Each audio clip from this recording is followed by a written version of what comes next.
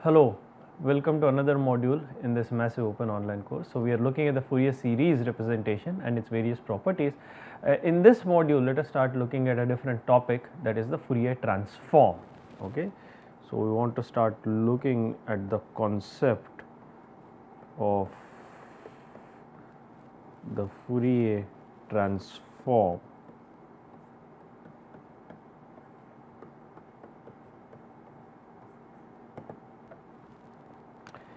And this Fourier transform, remember the Fourier series is defined for a continuous periodic signal.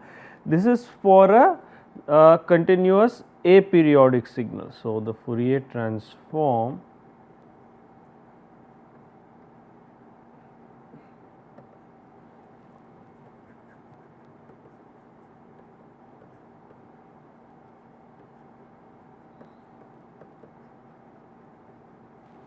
is defined for a continuous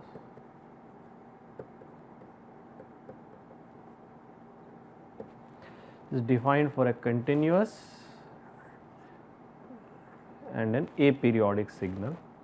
Okay. Now, the Fourier transform, the definition of the Fourier transform is given as follows, that is x of, I can define the Fourier transform as a function of the angular frequency x of omega equals the Fourier transform of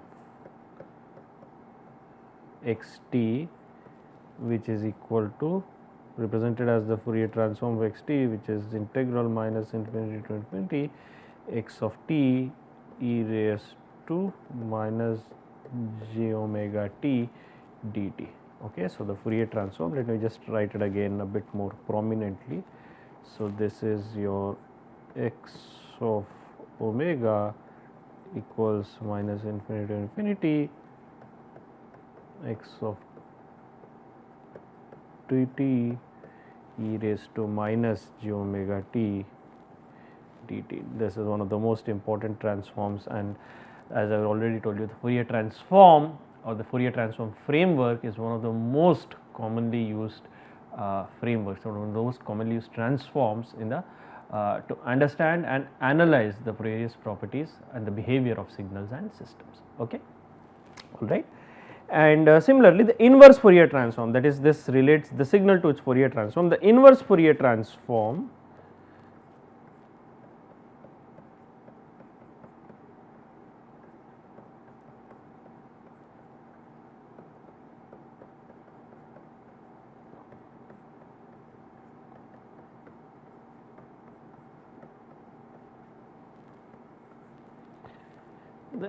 Fourier transform is given as follows, that is, which relates, gives the signal from the Fourier transform, that is your x of t equals minus infinity to infinity of, well, x of omega e raised to j omega t dt, and there is a factor of 1 over 2 pi, sorry. This is 1 over 2 pi integral minus infinity to infinity x omega e raised to j omega t d omega, and this is simply represented as f inverse of x of omega, that is the inverse Fourier transform. And x t and x of omega constitute a Fourier transform pair. These form what are known as the Fourier transform,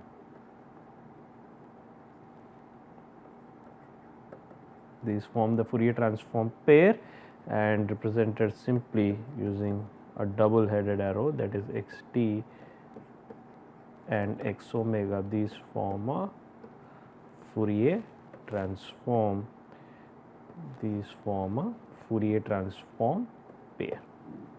Okay. Form a Fourier transform pair, and the Fourier spectrum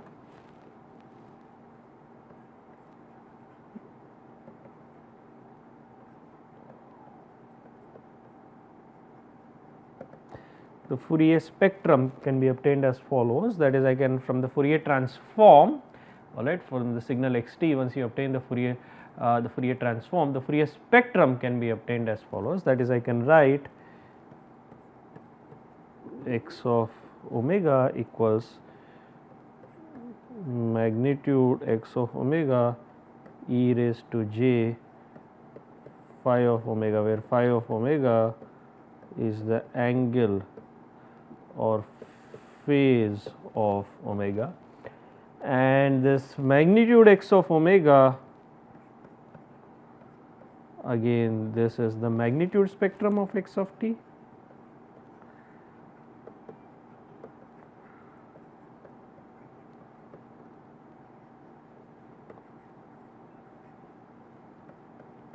That is versus omega, okay, versus the angular frequency omega, and the angle of x of omega or the phase of phi of omega, this is the phase spectrum.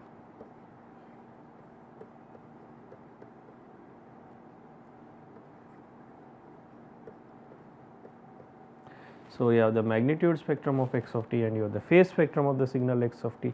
Now, for real signals x of t,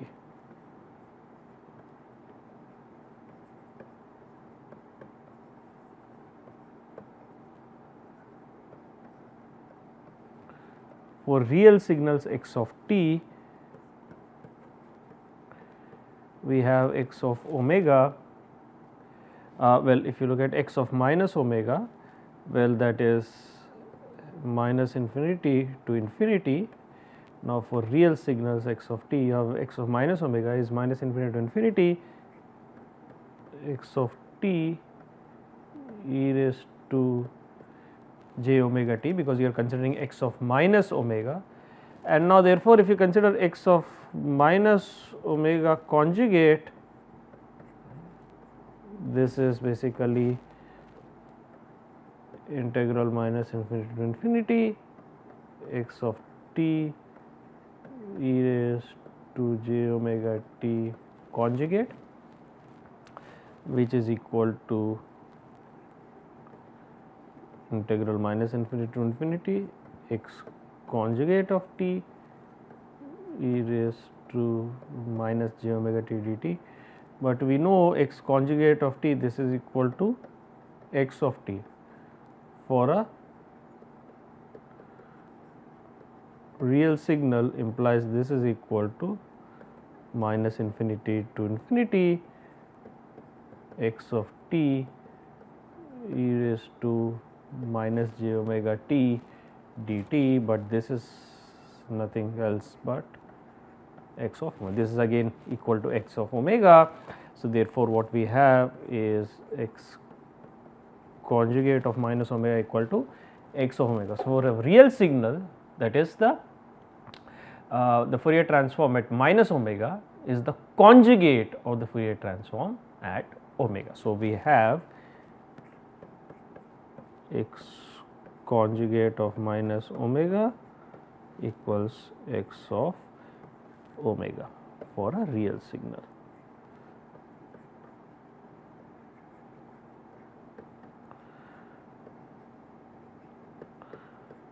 For a real signal x of t, okay. And therefore, this implies, well, what does this imply? You can readily say that this implies that magnitude, because the conjugate quantity and its complex conjugate have the same magnitude, magnitude x minus omega equal to magnitude x omega, which basically implies that magnitude spectrum is even function of omega, that is for a real signal.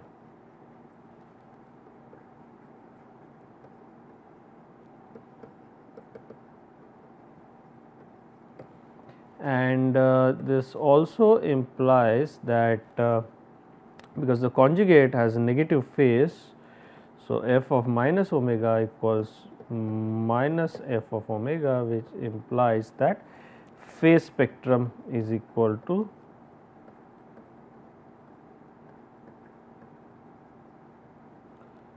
the phase spectrum is equal to odd function of omega.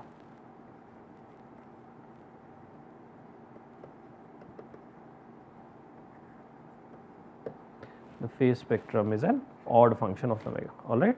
So, what we have shown is that, similar again once again to the Fourier series, what we have shown is that for a real signal xt, we have the property that is x conjugate of minus omega equals x of omega, which means the magnitude x of minus omega equals magnitude of x of omega. So, the magnitude spectrum is even and the phase at minus omega is minus of the phase at omega. So, the phase spectrum is basically an odd function of omega.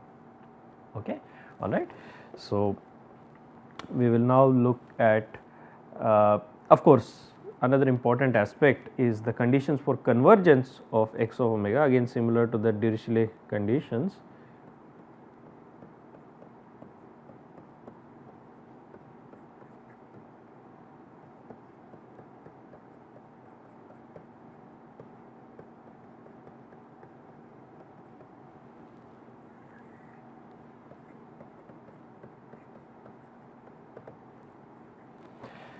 The conditions for the convergence of x omega, remember again these are the Dirichlet conditions.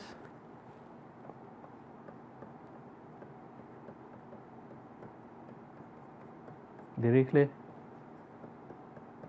conditions. These are also sufficient but not necessary conditions, that is, remember, if the signal xt satisfies the Dirichlet conditions, the Dirichlet conditions, then the Fourier transform exists, but if the Fourier transform exists, it does not automatically, that it does not imply that the Dirichlet conditions are satisfied. Okay. Remember, these are sufficient but not necessary.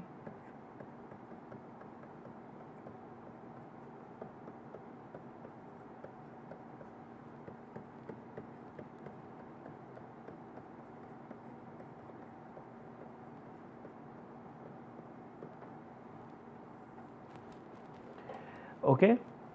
And again, similar to the discrete case, these are as follows, that is, your xt is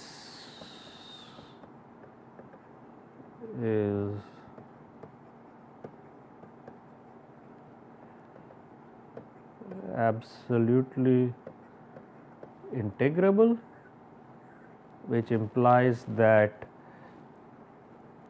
integral minus infinity to infinity magnitude xt dt is less than infinity, which implies that this basically has to be a finite, this basically has to be a finite quantity. 2, we must have that xt has a finite number of maxima and minima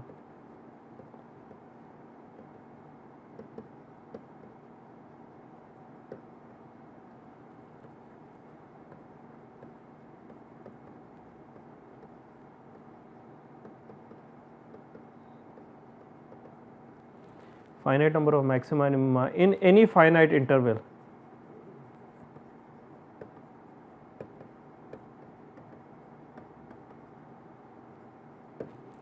It has a finite number of maxima and minima, finite number of maxima and minima in any interval of a finite duration. And 3, xt has a finite number of discontinuities, that is, this signal xt in any finite interval has a finite number of discontinuities, and at each of these discontinuities it has a finite value. Okay.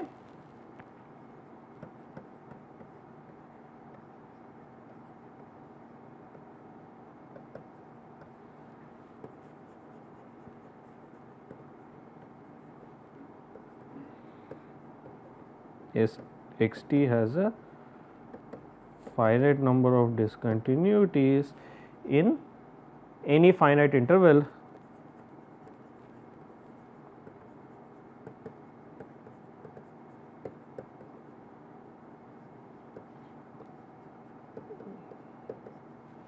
and is finite at each of these discontinuities.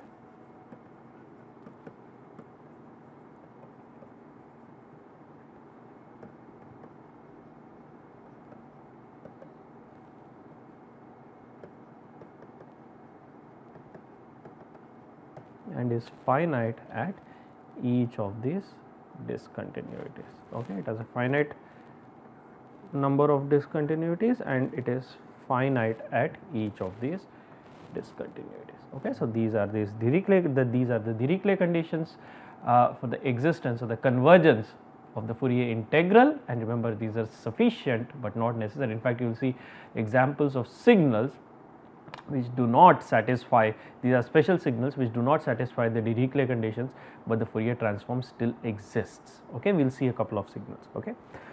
Now, the relation between the Fourier and the Laplace transform. So, we have seen the Laplace transform previously. So, what we want to now see is the relation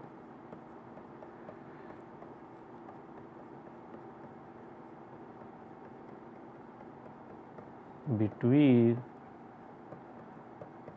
the Fourier and the Laplace relation between the Fourier and the Laplace transform. And remember the Laplace transform, remember the Fourier transform, we have integral minus infinity to infinity x t e raised to minus j omega t dt e raised to minus j omega t dt. This is the Fourier transform, and so this is your Fourier transform.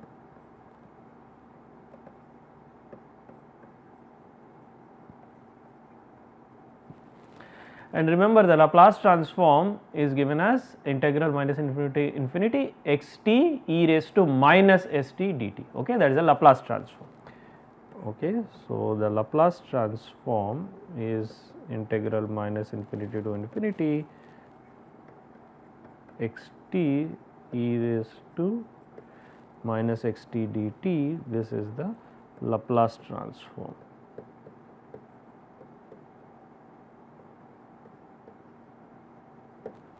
Okay, and I can set, remember S is a complex number, so S equals sigma plus JW, which means x of S equals x of sigma plus JW, which is equal to, sigma is the real part, remember, of this complex number. This is the real part, this is the imaginary part, and you can think of this as a complex frequency. Okay, so x has both the real and imaginary parts, so this is complex frequency. So this is x of sigma plus dw, which is integral minus infinity to infinity x of t e raised to minus s t, that is e raised to minus sigma plus j omega into t dt, which is nothing but integral minus infinity to infinity x t e raised to minus sigma t e raised to minus j omega t dt. And now if you see, this is nothing but the Fourier transform of x t e raised to minus sigma. So, this is Fourier transform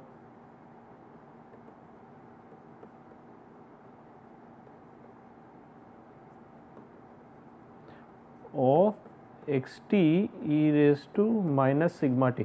So, what we have is that the Laplace transform of x t evaluate at s equal to basically s equal to sigma plus j omega. This is equal to basically the Fourier transform of x t e raised to minus sigma t. Okay, so Laplace transform where we have s equal to sigma plus j omega. Remember, s is the complex frequency. So, the Laplace transform of x t at s equal to sigma plus j omega is the Fourier transform of s t of Fourier transform of x t e raised to minus sigma t, where sigma is the real part of this complex frequency, that is s. Okay. And now you can see that if s equal to 0, that is, oh not sorry, if sigma equal to 0, all right, which implies which basically implies that s is equal to j omega, then we have x of j omega, that is the Laplace transform x of x j omega is nothing but the Fourier transform of x t power minus sigma t, but sigma is 0. So, this is nothing but Fourier transform of x t. So, the Fourier transform of x t, so the Laplace transform, so you can simply deduce, so you can say that the Fourier transform, so you can say that the Fourier transform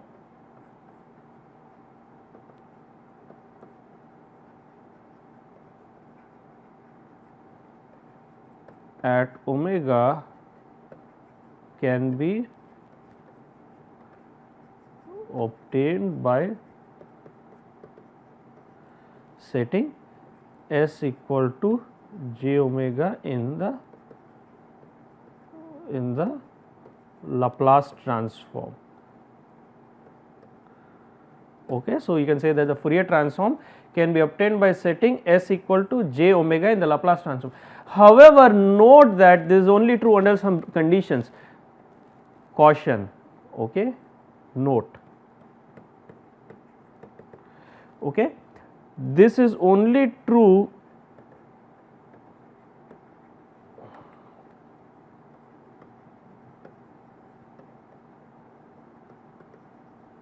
if the signal x t is absolutely integrable. Okay.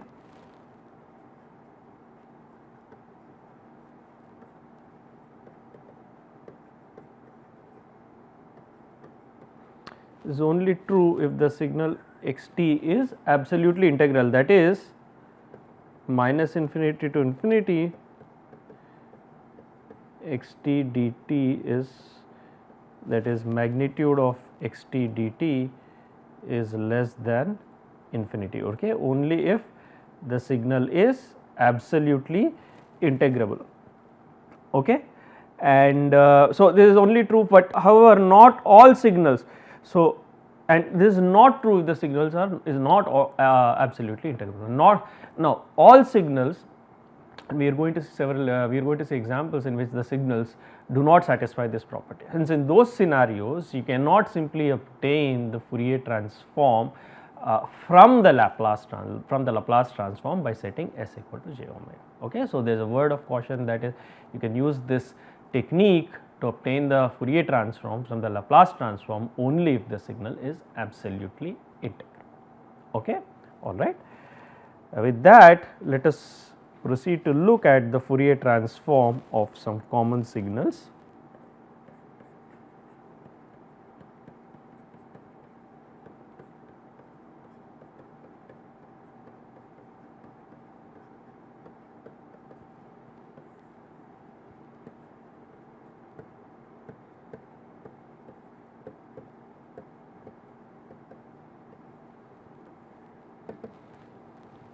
Now, the Fourier transform of some common signals, and one of the most prominent signals is the unit impulse function.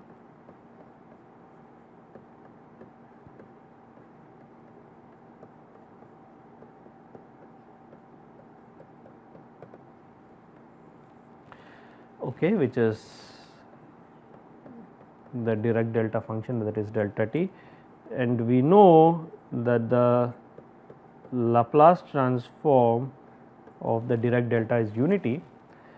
Now, let us look at the Fourier transform of this, that is delta t, this is equal to integral minus infinity to infinity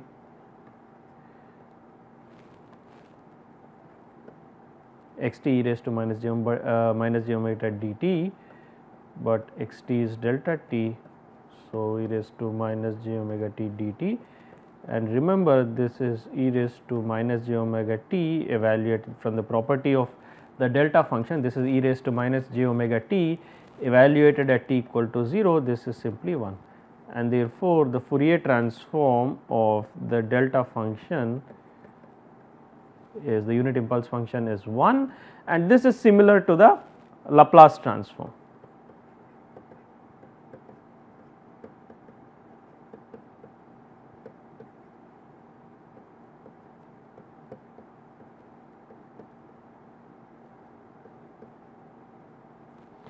And you can also see this is similar to the Laplace transform. The Laplace transform is unity, there is no s, alright. So, you do not need to replace s by j omega. So, the Laplace transform is unity, the Fourier transform also unity, and also note that the delta function is absolutely integrable. It is always it's non-negative function, alright, and integral minus infinity to infinity delta t equal to 1, alright. So, we have the delta f function is non-negative, integral minus infinity to infinity delta t dt equals 1, and this is an absolutely integrable function. Okay.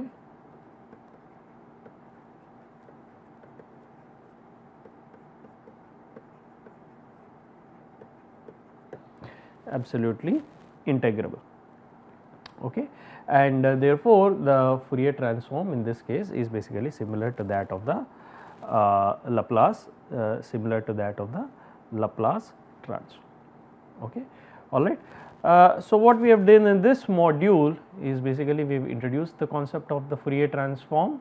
Okay. We have looked at the properties of Fourier transform, the magnitude in the phase spectrum, the magnitude in the phase spectra, and the magnitude in the phase spectra for the specific class of real signals, also the conditions for the existence of the Fourier transform, and the relation between the Fourier transform and the Laplace transform, right. So, we will stop here and continue with other aspects in the subsequent modules.